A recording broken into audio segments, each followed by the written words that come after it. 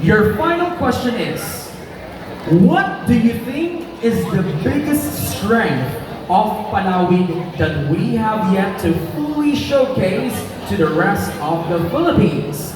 Once again, what do you think is the biggest strength of Palawig that we have yet to fully showcase to the rest of the Philippines?